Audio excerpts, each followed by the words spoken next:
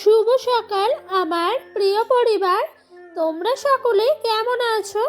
আশা করছি যে যেখান থেকে আমার ব্লগটা দেখছো সকলে ভালো আছো। তোমাদের আশীর্বাদ ও ভালোবাসার সাথে নিয়ে আজকের ভিডিওটা শুরু করলাম। এখন বাজে জানো তো, ঘড়ির কাঁটায় ঠিক সকাল 8টা।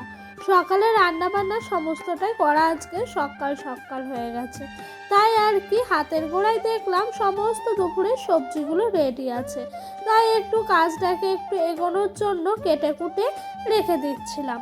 তো প্রথমেই দেখছি জানো তো, সবজির ঝুড়িতে কিছুটা তোমার বেগুন আছে, দুটো মতো বেগুন ছিল, তাই শাশুড়ি মাকে বললাম যে বেগুন পোড়া দেবো। উনি বলল যে না, এই বেগুনগুলো ভালো না, দিতে না করলো। সেই কারণে কিন্তু আমার বরমশাই বলল বেগুনগুলো যেহেতু পোকা বেগুন, তাহলে একটু বেগুন বটি করো। তার জন্যই কিন্তু আমি জানো তো ভালো করে কুচি কুচি করে কেটে নিচ্ছিলাম। আর এই যে বেগুন বটির জন্য বেগুন কাটছি, কেউ কেউ যেন বলে তেল বেগুন, কেউ কেউ বলে বেগুন বটি, আবার কেউ কেউ বলে বেগুন চচ্চড়ি। তো উঠেই জানো সকালে আমার কাজ থাকে, বাসি কাজ সারার পরে এই কড়াইয়ে ছাই দেওয়াটা। তো কড়াইয়ে ছাই দিয়ে সৌজা নিয়ে চলে আসছিলাম রান্নাঘরে। আর দেখেছো, তোমাদেরকেও দেখাচ্ছিলাম কত সুন্দর ছাইটা আজকে দেওয়া হয়েছে, আর এতটাই রোদ্দুর ছিল পুরো শুকিয়ে গেছে। তারপরে আর কি বন্ধুরা, সকালের খাওয়া দাওয়া হলো। হওয়ার পর জানো তো আমার না বেগুন বটিটা হয়ে গেছে। তারপরে তোমার ফুলকপি মানে ছোট্ট ছোট্ট করে কেটে শুধু পকোড়ার মতো বেসনগুলো করিনি, শুধুই ভাজা করেছি, তো সেটাও হয়ে গেল। আর ওই দিক দিয়ে জানো তো আমার ফোনে না কালকে একটু ডিস্টার্ব হচ্ছিল, তাই ডোডোর পাপা ঠিক করাতে আমি না এই রান্নাগুলো আর তোমাদের সঙ্গে শেয়ার করতে পারলাম না। তো এইদিকে ফুলকপি আর আলুটা কেটে রেখে দিয়েছিলাম, সেগুলোই কিন্তু নিয়ে আসলাম। আর জানো তো বন্ধুরা, এই ফুলকপিটা রান্না করতে করতে চলো কিছু কিছু কথা বলি তোমাদের। এই যে ফুলকপি দেখছো না, আলুগুলো লম্বা লম্বা করে কাটা। আমার না এরমভাবে খুব একটা ভালো লাগে না, কিন্তু আমার শ্বশুরবাড়িতে আবার ওনারা লম্বা লম্বা ছাড়া ফুলকপির সাথে আলু খান না, তাই আর কি লম্বা লম্বা করেই কাটতে হলো। আমার মতো কে কে তোমরা আছো একটু কমেন্ট করে বলো তো, যে তোমরাও লম্বা লম্বা আলু খেতে ভালোবাসো না বা গোল গোল, সেটা কিন্তু বলো।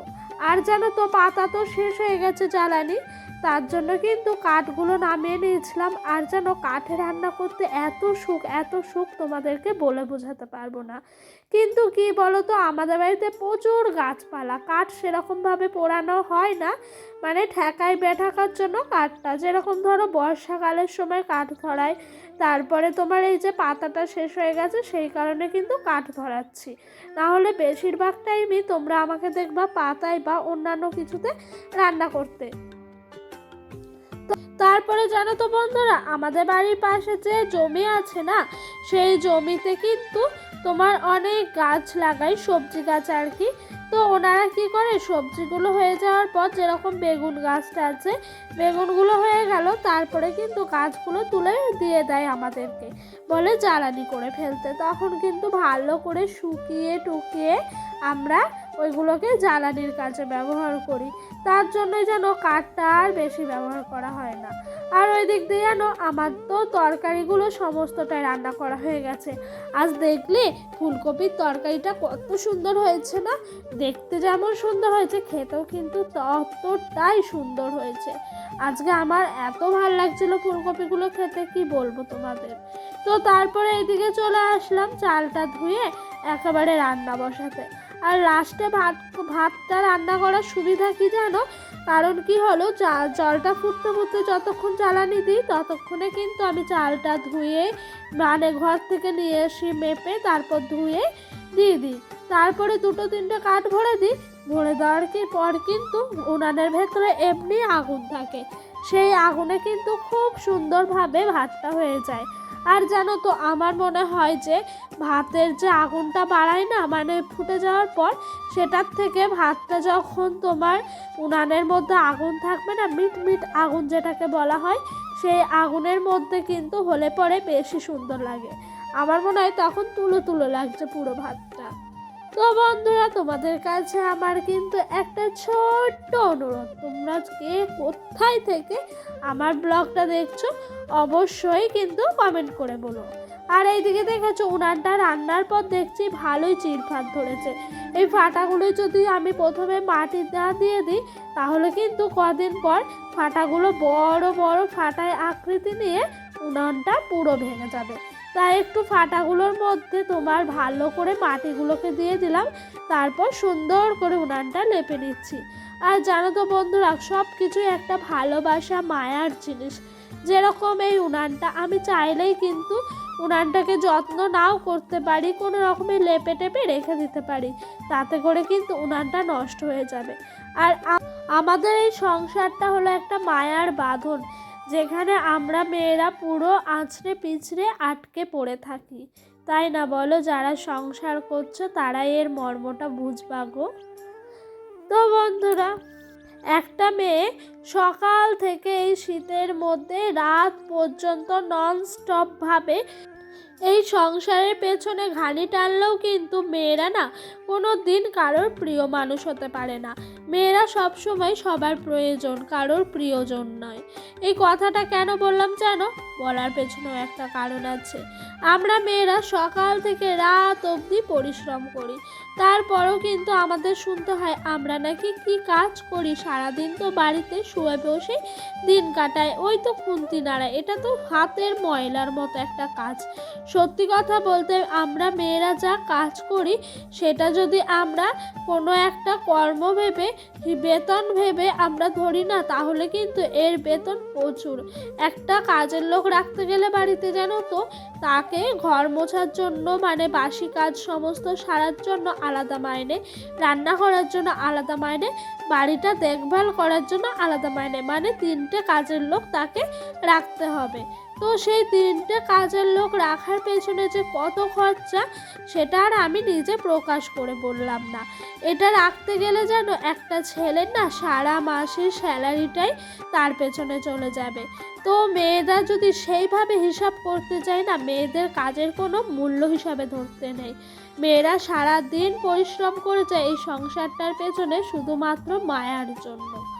তো এইসব কথা যারা বলে না, আমার সত্যি অনেক খারাপ লাগে, তখন সত্যি কথা বলতে এইসব কথাগুলোই মাথায় আসে। আর বন্ধুরা, অনেক কথাই হলো, গল্প করতে করতে ওইদিকে আমার কিন্তু কড়াই মাজা ধোয়া হলো, স্নান সারলাম, সেরে দুপুরে খেতে বসলাম আমি আর শাশুড়ি মা। ওই দিক দিয়ে শ্বশুরমশাই গেছিলেন একটু মাঠে, তো মাঠে উনি এনেছেন শালগম, কিছুটা ফুলকপি। তো এইগুলো জানো তো, এই যে বিকালে বিকালে গিয়ে মাঠের কাজ করে আসেন না, তাতে করে যা সবজি আনে আমাদের কিন্তু 1 দিন 2 দিনের ভালোভাবে চলে যায়। আর তোমরা তো দেখলে আজ ফুলকপি রান্না করেছি, তারপর আবার ফুলকপি নিয়ে এসছে উনি মাঠ থেকে, কিছু করার নাই, তাই না বলো? তো বন্ধুরা, সন্ধ্যাবেলায় বাড়িতে বসেই ছিলাম, বরমশাইয়ের আবদার আমাকে একটু সরা পিঠা করে খাওয়াও। তো সত্যি কথা বলতে কোনো দিন সরা পিঠে করিনি, কিন্তু বিয়ের পর সব কিছুই বললাম না মায়া আর নিজের ইচ্ছা হলো যে আমি পিঠে করা শিখবো একদিন। তো শাশুড়ি মায়ের কাছে বসেই ছিলাম, বসে থাকতে থাকতে পিঠে করা শিখে গেছি। আর এখন এত সুন্দর পিঠেগুলো বানাই, সত্যি আমারই নিজের খেতে অনেক অনেক সুন্দর লাগে। পিঠেগুলো সত্যি অনেক ভালো হয়েছিল জানো। আর এই পিঠেগুলোর মধ্যে যেন জল দিয়ে দিতে হয়, তাহলে পিঠেটা ভাপাটা খুব সুন্দর হয়, ভেতরে মানে জলীয় বাষ্প যেটা বলে সেইটা হওয়াতে পিঠেটা ফুলে ওঠে। তো বন্ধুরা, দেখেছো পিঠেগুলো রাতের বেলায়ও বসে বসে করছি, সারাদিন কাজকর্ম সময় পেয়ে উঠি না। রাতে যেটুকু সময় ফাঁকা থাকি নিজের মতো নিজের একটু পছন্দের জিনিসগুলো করি। তো সত্যি কথা বলতে আমার বরমশাইয়ের তো পছন্দই, তার সাথে সাথে আমারও অনেক পছন্দের। তো একবার তুলে দেখলাম পিঠেটা হয়েছে নাকি, দেখছি না আর একটু বাকি আছে। এবার দেখে তো পিঠেটা কিন্তু হয়ে গেছে। আর এই খুন্তির সাহায্য করে পিঠেটা তুলে তুলে হাঁড়ির মধ্যে ভরে রাখছিলাম। এই পিঠেটা যেন নলেন গুড় দিয়ে খেতে এত সুন্দর লাগে, তোমাদেরকে আমি বলে বোঝাতে পারবো না, এত এত ভাল লাগে আমার পিঠেটা খেতে। আর এই পিঠেটার স্বাদ আরও বাড়ে কখন যেন, বাসি খেতে, মানে আজকে রাতে করলাম, কালকে যখন আমি পিঠাটা খাবো তখন কিন্তু এর স্বাদটা আরও বেড়ে যাবে। আর বেশিরভাগ দিন আমাদের সকালে 2-4টে করে ঘরে পড়ে থাকে, আগের দিনই সমস্ত পিঠেগুলো খাওয়া হয়ে যায়। আর ওই রকমভাবে ঘুরিয়ে ফিরিয়ে করছিলাম। রাতের বেলা পিঠে বসে বসে করছি, বেশ ভালোই লাগছে আগুনের ধারে। আর দেখেছো করতে করতে আমি কিন্তু একটা পিঠে হাতে নিয়ে বসে বসে খেয়ে নিচ্ছিলাম। আমার এত ভাল লাগে কি বলবো, বারবার বলে ফেললাম জানো। তো বন্ধুরা চলো, পিঠাটা করতে করতে কিন্তু আজকের ভিডিওটা শেষ করলাম। তোমাদের যদি ভালো লেগে থাকে আমার এই ভিডিওটা, অবশ্যই একটা লাইক আর একটা কমেন্ট করে যেও। আর তার সাথে কিন্তু শেয়ারটা করা ভুলবা না বন্ধুরা। আর বন্ধুরা, আমার ভিডিওটা তোমাদের যদি আরও ভালো লেগে থাকে তাহলে আমার ছোট্ট চ্যানেলটা সাবস্ক্রাইব করে বন্ধু হয়ে পাশে থেকে যেও, এই অনুরোধই রইল বন্ধুরা। তো আজকের মতো ভিডিওটা এখানেই শেষ করে দিলাম। দেখা হবে কোনো একটা নতুন ব্লগ ভিডিওতে। তো বাই।